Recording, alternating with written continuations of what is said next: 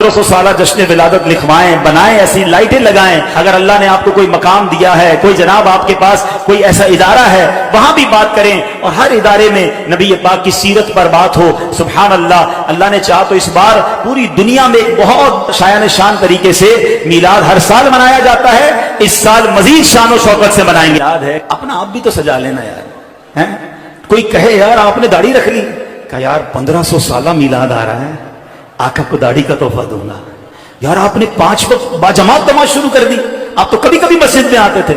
हाँ गलती थी, कोताही थी, मगर अब तो 1500 साल जश्न विलादत आ रहा है ना, मेरे नबी को तोहफा देने के लिए, क्योंकि आका ने फरमाया जुइलत कुर्रतु ऐनी फिस्सलाह, नमाज में मेरी आंखों की ठंडक है, मेरे आका की आंखों की ठंडक आका को पेश करूंगा, इसलिए 5 वक्त नमाज पढ़कर मीलाद मुस्तफा बनाऊंगा।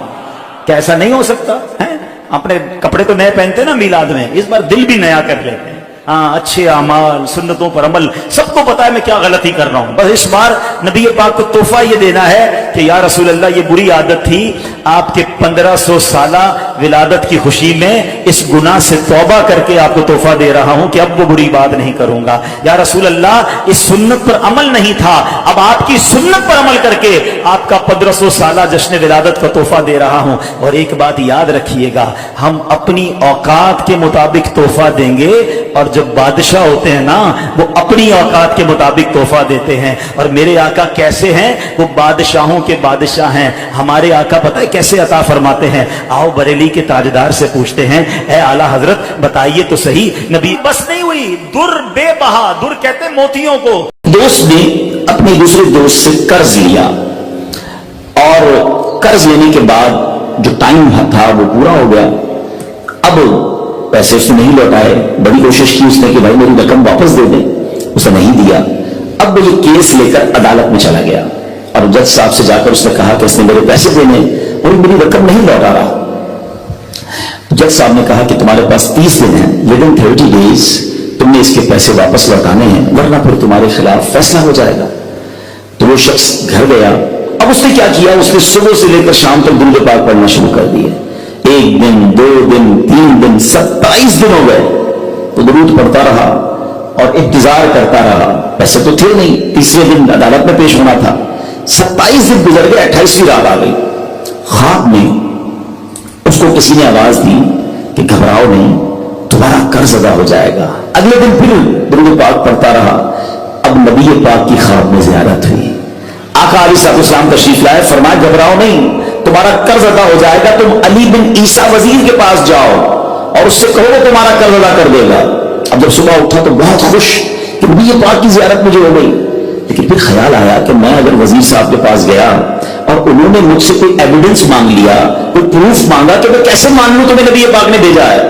तो इस बात पर तो मेरे पास कोई दलील नहीं है। अब तीसरी रात आ गई, आखिरी रात है, सुबह अदालत में जाना है। दुरूद पाक पढ़ते पढ़ते सो गया। सरवर कायनात अलैहिस्सलाम ने ख्वाब में फिर करम फरमाया। फरमाया अली बिन ईसा वजीर के पास जाओ, तुम्हारा कर्ज अदा कर देगा। हुजूर में चला तो जाता, मगर अगर वो मुझसे कोई प्रूफ मांगता, कोई एविडेंस मांगता, तो मैं क्या जवाब देता? प्यारे आका अलैहिस्सलाम ने फरमाया कि ऐसा करो, उसे ये कहना कि आपका एक राज है जो आप जानते हैं और रब जानता है, और वो राज ये है कि आप रोजाना फजर के बाद 5000 बार दुरूद पाक पढ़ते हैं, और जब तक दुरूद पाक मुकम्मल नहीं होते आप किसी से बात नहीं करते। अब जब सुबह उठा तो बहुत मुतमईन कि अब तो दलील भी आ गई है। पहुंच गया सुबह सुबह अली बिन ईसा वजीर के पास, उसका दरबार लगा हुआ है। उसने पैगाम भिजवाया कि मैं अली बिन ईसा वजीर साहब से अकेले में मिलना चाहता हूं, पैगाम लाया हूं। दरबारी ने आकर पूछा, वजीर साहब पूछ रहे हैं किसका पैगाम लाया हो? कहा मैं नबी पाक अलैहिस्सलाम का पैगाम लाया हूं। फौरन वजीर साहब ने बुला लिया, कहा फरमाइए। कहा मुझे मेरे आका अलैहिस्सलाम ने कहा है कि आप मेरा कर्ज अदा कर दें, मैं 3000 दीनार पर मकरूज हूं। Today is the last day in the court, आज मुझे कोर्ट में पेश होना है। अगर आज मैंने अपना कर्ज अदा ना किया तो मुझे जो है वो सजा हो सकती है। अली बिन ईसा कहता है मैं बिल्कुल आपका कर्ज तो अदा कर सकता हूं, मगर मुझे कैसे पता चले, कोई दलील है, कोई प्रूफ है कि आपको नबी पाक अलैहिस्सलाम ने भेजा है? कहता है हाँ, खाली हाथ नहीं आया, आका ने दलील भी अता फरमाई है। अच्छा बताइए क्या दलील है? तो दलील यह है कि आपका एक राज है जो सिर्फ आप जानते हैं और आपका रब जानता है। 5000 टाइम्स डेली आप दुरूद पाक पढ़ते हैं फजर के बाद, اور جب تک یہ درود پورے نہیں ہوتے آپ کسی سے بات نہیں کرتے. آپ ذرا پہلے تھوڑی دیر کے لیے امیجن کریں کہ جو وزیر 5000 بار روز درود پڑھتا ہوگا وہ عاشق رسول کیسا ہوگا. اس کی تو لاٹری نکل آئی نا, وہ تو خوشی سے جھوم اٹھا, کہتا مرحبا یا رسول اللہ, میرے درود پاک قبول ہو گئے, بہت خوش. اب ابھی بیٹھے آپ کمرے میں, گیا واپس آیا اور 3000 نہیں 9000 دینار لے کر آیا. کہتے 3000 تو نبی پاک کا حکم, مرحبا یا رسول اللہ, 3000 اور لیجیے, آپ نے اتنی اچھی خبر مجھے سنائی, اتنا پیارا خواب سنایا, آپ کے قدم میرے گھر تک آئے, اور 3000 مزید لے جائیے, اس سے اپنے بچوں کے لیے کوئی کاروبار شروع کیجیے اور ایک وعدہ بھی کیجیے, زندگی میں آئندہ جب بھی آپ کو کوئی ضرورت پڑے گی نا, آپ میرے پاس آئیں گے, میں آپ کا بھائی ہوں. اب یہ دیوانہ بڑا خوش ہو کر عدالت پہنچا. اچھا, everybody expecting over there, سب یہ سوچ رہے تھے کہ یہ اس سے آج گرفتار ہی ہونا ہے, کیونکہ تھا ہی کچھ نہیں اس کے پاس, پہلے ہی کہہ دیا تھا کہ میں کولیپس ہو گیا ہوں. اب عدالت میں جاتے ہی سے 3000 دینار جج صاحب کو دے دی کہ صاحب اس میرا قرضہ ادا کر دیں, میں جو ہے وہ اپنے قرضے سے بری ہونا چاہتا ہوں. جج صاحب ہوتے ہیں, انہوں نے کہا قرضہ تو ادا کر دیں گے, پہلے بتاؤ پیسے لائے کدھر سے ہو, تم تو کہتے تھے پیسے نہیں تھے تمہارے پاس, اتنی بڑی رقم کیسے انتظام کی. اب بھری عدالت میں گویا اس نے زبان حال سے یہ کہا کہ اتنا دیا سرکار نے مجھ کو, اتنی میری اوقات نہیں, یہ تو کرم ہے ان کا, ورنہ مجھ میں تو ایسی بات نہیں. اب اس نے بڑی عدالت میں پورا واقعہ سنایا کہ میں نے تو کچھ نہیں کیا, آقا خواب میں تشریف لائے, میں وزیر صاحب کے پاس گیا, انہوں نے یہ پیسے دیے. سنو اس زمانے کے جج بھی کیسے ہوتے تھے. وہ جج دوران عدالت اپنے کرسی سے اٹھ کر کمرے میں چلا گیا. تھوڑی دیر بعد جج صاحب واپس آئے اور 3000 دینار اس کے ہاتھ میں دیتے ہیں. کیا سارا ثواب علی بن عیسیٰ لے جائے گا؟ میں بھی تو آقا کا امتی ہوں, تمہارا قرضہ میں ادا کرتا ہوں. اچھا, اب جس نے کیس کیا تھا, سبحان اللہ, کیا ماحول تھا, کیا انداز تھا, کیا دل تھے, وہ بھی تو دیکھ رہا ہے, کہتا ہے میں بھی تو آقا کا امتی ہوں, رکے ذرا, کاغذ قلم دیجئے, بندے کو میں قرضہ ہی معاف کر دیتا ہوں. اچھا, قرضہ ہو گیا معاف. اب جو 3000 جج صاحب نے دیے تھے, وہ بندہ کہتا ہے جج صاحب وہ واپس لے لو, میرا تو قرضہ ہی ادا ہو گیا. جج صاحب کہتے ہیں جو پیسے آقا کے نام پر نکال دیے میں نے واپس نہیں لینے, یہ سارے تو نہیں لے جاؤ. اب یہ 12000 دینار لے کر یہ عاشق رسول جھومتا ہوا اپنے گھر پر جا رہا ہے. اے میرے پیارے اسلامی بھائیوں, ایک رات پہلے ایک سنگل پینی اس کے پاس نہیں ہے, اور اگلے دن 12000 دینار ہیں. درود پاک وہ وظیفہ ہے جو دل سے پڑھا جائے تو سبحان اللہ یہ مصیبتوں کو ٹالنے والا وظیفہ ہے, یہ پریشانیوں کو دور کرنے والا وظیفہ ہے. اور یہ میں نہیں کہہ رہا, خود سرور کائنات علیہ السلام کی حدیث ہے جس کا مضمون ہے کہ جو پریشانیوں میں ہو, جو مصیبتوں میں ہو, اس کو چاہیے کہ مجھ پر درود پڑھے, کہ درود پریشانیوں کو لے جاتا ہے, مصیبتوں کو لے جاتا ہے. ایک شاعر نے کیا خوب لکھا ہے, اور واقعی حق لکھا ہے, ہر درد کی دوا ہے صلی علی محمد, ہر درد کی دوا ہے صلی علی محمد, تعویذ ہر بلا ہے صلی علی محمد. تو ہمیں چاہیے, خاص طور پر ربیع الاول کا مہینہ ہے, کثرت سے درود پاک پڑھیں. اسلام کی تعلیم اور اشاعت کا سلسلہ شروع کیا تو مکہ مبارک میں جتنا عرصہ رہے اس وقت تک بھی مسلمان بیت المقدس کی طرف رخ کر کے عبادت کرتے تھے. پھر نبی پاک علیہ السلام نے مدینے کی طرف ہجرت فرمائی, اور ہجرت کے بعد مدینہ منورہ میں بھی مسلمان 16 یا 17 مہینے تک بیت المقدس کی طرف رخ کر کے نمازیں پڑھتے رہے. ہجرت کے 1 سال 5.5 مہینے کے بعد 15 رجب پیر کے دن مسجد بنی سلمہ میں نماز ظہر کے درمیان قبلے کی تبدیلی ہوئی, اور اللہ پاک و پیارے آقا علیہ السلام کی خواہش کے مطابق مسلمانوں کا جو کعبہ ہے, قبلہ ہے, وہ کعبہ کو فرما دیا, اور اب مسلمان کعبے کی طرف رخ کر کے نماز ادا کرنے لگے. اس مقام پر آج بھی مسجد قبلتین قائم ہے. حضرت سلیمان علیہ السلام کے بعد بنی اسرائیل کے زوال کے ساتھ ہی بنی اسرائیل 2 حصوں میں منقسم ہو گئے, تقسیم ہوئی. ہیکل سلیمانی کی عزت میں بھی کمی آ گئی. ویسے تو ہیکل سلیمانی پر کئی حملے ہوئے, مگر ایران کے بادشاہ بخت نصر نے جو فلسطین پر حملہ کیا تھا, اس نے ہیکل سلیمانی کو مکمل طور پر مسمار کر دیا اور بڑے پیمانے پر یہودیوں کا قتل عام کیا. تورات جلا دی گئی, اور اس وقت یہودی غلاموں کو دریائے فرات کے کنارے آباد کیا گیا, اور انہوں نے اس بستی کا نام تلبیب رکھا. اس کے بعد ایران کے پہلے کسرا خسرو نے یہودیوں کو واپس فلسطین جانے کی اجازت دے دی.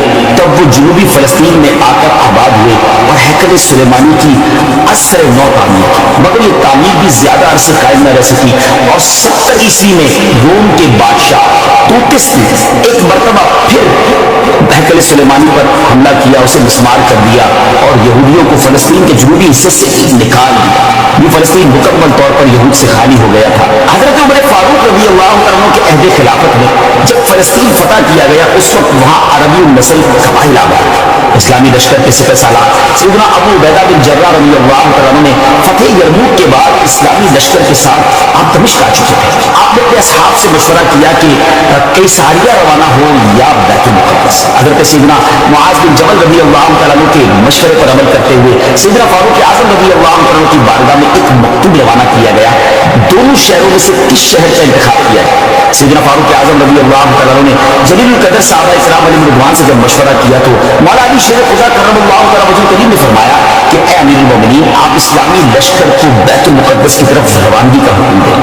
وہ پہلے بیت المقدس کو فتح کرے پھر قیصاریہ کی طرف جائیں، کیونکہ رسول پاک علیہ السلام نے پہلے مجھے بیت المقدس کی فتح اور بعد میں قیصاریہ کی فتح کی خوشخبری دی تھی۔ یہ سن کر سیدنا فاروق اعظم رضی اللہ عنہ نے فرمایا اے ابو الحسن، آپ نے سچ کہا۔ پھر سیدنا ابو عبیدہ بن جراح رضی اللہ عنہ کی طرف پہلے بیت المقدس اور پھر قیصاریہ روانگی کا حکم لکھ کر روانہ کر دیا۔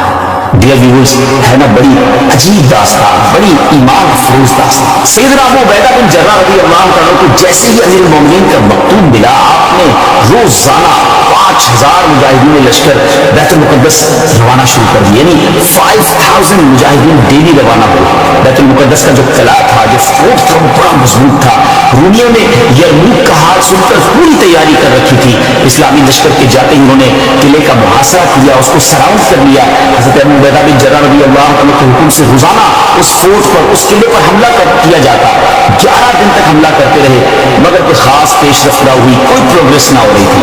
11ویں دن خود سیدنا ابو عبیدہ بن جراح رضی اللہ عنہ سیدنا خالد بن ولید رضی اللہ عنہ تشریف لائے۔ مجاہدین نے تکبیر و تحلیل کی صدائیں بلند کی، خوب نعرے لگائے، تو رومیوں کو بھی معلوم ہو گیا کہ اسلامی لشکر کا کوئی بڑا سردار آ گیا۔ وہ سب پریشان ہوئے، اپنے سب سے بڑے راہب قمامہ کے پاس گئے اور ساری صورتحال بیان کی۔ جب اسے معلوم ہوا کہ مسلمانوں کا سردار آ گیا ہے تو بہت پریشان ہوا اور کہنے لگا اب تمہاری ہلاکت نزدیک ہے، کیونکہ میں نے پچھلی کتابوں میں پڑھا ہے کہ ملک شام کو محمد رسول اللہ صلی اللہ تعالی علیہ وسلم کا ایک سرخ رنگ کا صحابی فتح کرے۔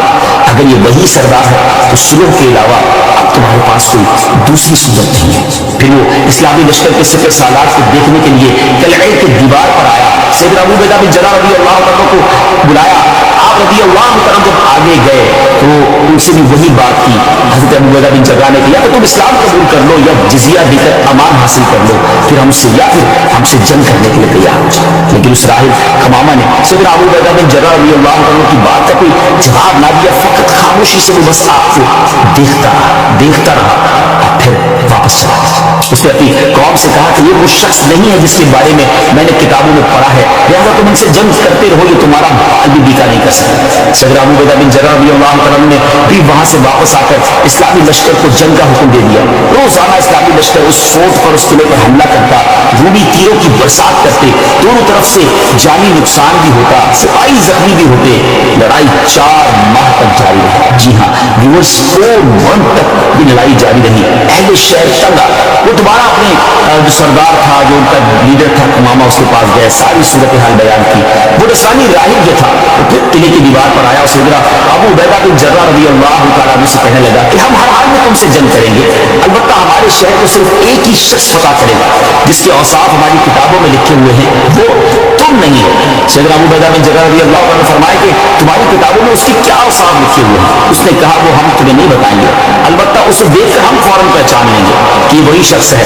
ہاں اگر تم اس کا نام جاننا چاہتے ہو تو ہم اس کا نام بتا سکتے ہیں۔ اللہ اکبر، ان کی کتابوں میں اس صحابی کا نام بھی موجود ہے۔ آپ رضی اللہ عنہ نے فرمایا کہ ٹھیک ہے تم اس کا نام ہی بتا دو۔ اس نصرانی راہب نے کہا کہ جو شخص ہمارے اس شہر کو فتح کرے گا وہ محمد رسول اللہ صلی اللہ علیہ وسلم کا صحابی ہوگا، اس کا نام عمر بن خطاب ہے جو فاروق کے لقب سے مشہور ہوگا۔